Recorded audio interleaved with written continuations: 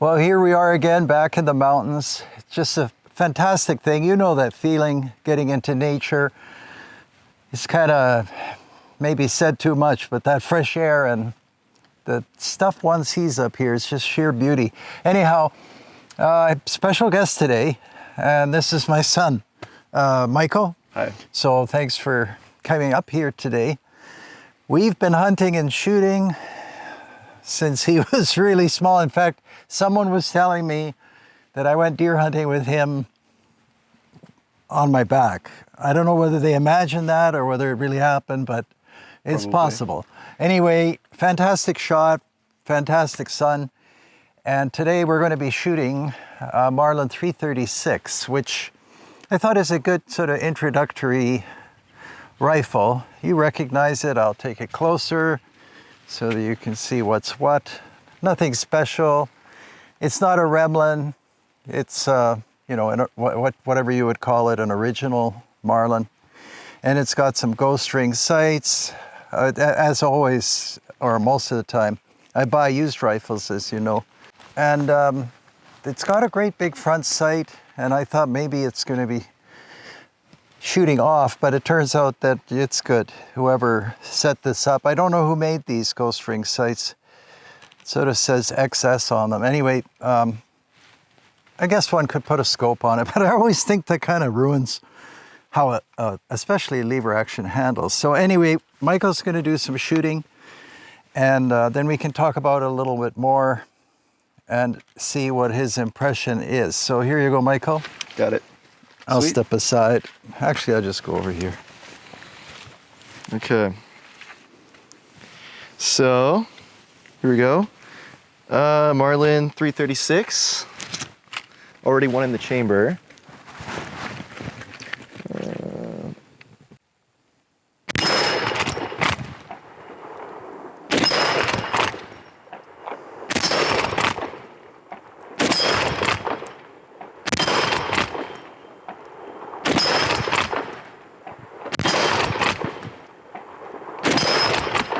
Oh.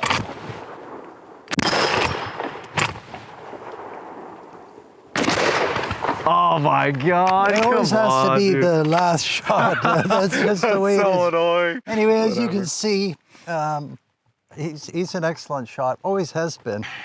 Don't know where he got that from. That's super And annoying. yeah, so what do you think about this? He was shooting the 336 a moment ago. Also, before I lose my train of thought, did you notice how many rounds came out of this 336? This is pretty unusual.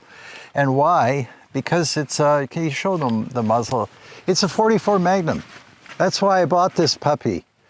I love this rifle. It's great. We're a little low on ammo actually today, but it seems to take 10 in the tubular mag, but yeah, and then 44 one Magnum. in the chamber. Sorry, guys. Effortless cycling. Oh, and people ask what I was shooting. So this is the Hornady Lever Revolution stuff. So it feeds really smoothly, and we know it does because we were shooting other rounds that were flatter.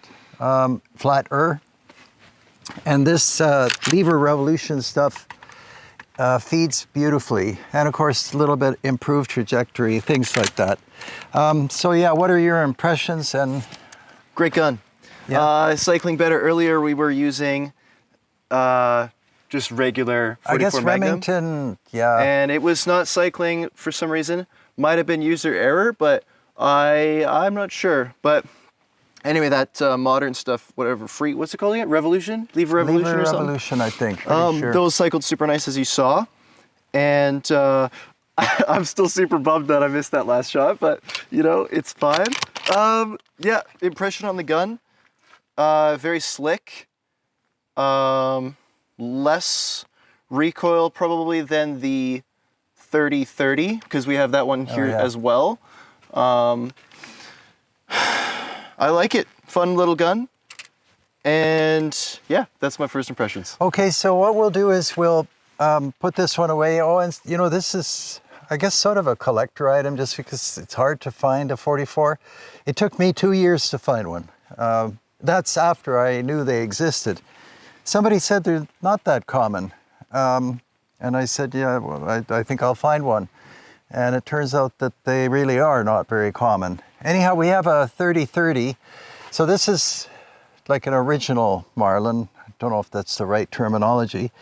And then we've got a Remlin. And I just wanted to say, like I said before, I've owned like several of those Remlins that are supposed to be so bad. I can't tell the difference. Maybe I'm a lucky man. In fact, I'm pretty sure I am. And it runs great. Michael will do the shooting again. And so, yeah, we'll put this on the shooting bench and then get the 30-30 and take a few shots with that. And you can have a look at, you know, both of them working. Oh, and I almost forgot to say, with these ghost ring sights, for you younger shooters, don't overthink the shot. Just shoot quickly. The minute that you're on the target, shoot. Yeah, if I may, like Exhibit A would be my last shot. I was like, oh, I should take my time because it was exactly what messed me up. Whatever. Okay, we'll switch to the 30-30. Again, here's the 44 Magnum, and if you can bring that one, and there's, I mean, I think that Remington version is pretty good looking rifle. Yeah, oh, and somebody put ghost ring sights on that. Of course, folded down the buckhorn, which you have to do. Yeah, it's got the crossbolt safety. This one does not have the crossbolt safety. Some people despise that safety. And other than that, well, it's got a prettier stock, or maybe uglier to some people. Some checkering happening there. But a very slick, actually super slick action. Yeah. And how can you go wrong with a 30-30? Somebody did some custom touches there. This is for quick takedown, and it really is quick.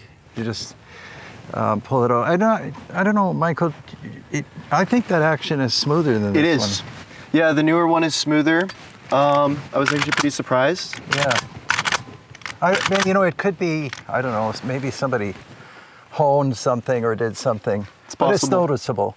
Anyway, I'll just step aside and you can watch Michael shoot the 30-30, so fewer rounds. Oh, and some people say, why would you buy a 336 and 44 Magnum when you can buy a shorter version of the rifle? Yeah, I mean, we all buy T3s, and you can buy all kinds of lengths of cartridges. They've only got one action size.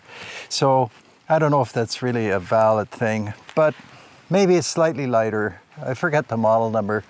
But I like the 336 and 44 Magnum. Yeah. It sort of fits in with my 336 collection. I think it's fine. Who cares? Like, guns aren't necessarily about everything being like scientifically the most efficient. That's right. Like, exactly. It's just because this thing's cool. It's just a little different.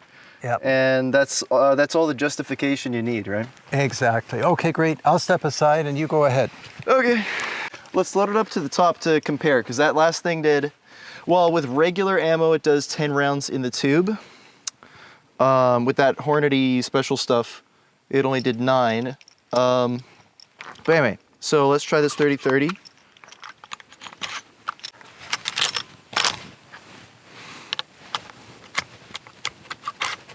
Bam. Okay, so we're in business. 336 in 30-30. This is the Remlin. Here we go. Oh, shooting glasses, see? I remember. Here we go.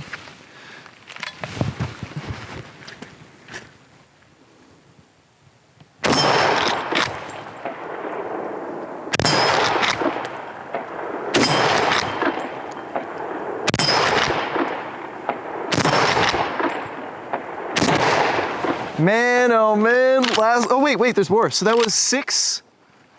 So it does 7. It does 7, because I have one more. Hang on. It does, if I did my counting right, I don't know. Okay. I think it does 7. All right, well, I'm glad that last round was available, because then he didn't miss on the last round. So, yeah, fantastic rifle. I don't know. Did you have a chance to think about the recoil? People often ask me about recoil. I think that's a issue these days. They look, I'm trying to watch the muzzle lift and all that. They look about the same to me. Yeah, you know, let's just say not a significant difference. But yeah, you know what? Now I have no idea. I have no idea which one has less recoil. I think I said originally 44 has less, or wait, what did I say? 44 has more? But anyway, they're about the same. This is not a groundbreaking difference. They're both slick. I'll say I think this one was smoother for sure. Like I know we covered that already, but definitely slicker action. Definitely.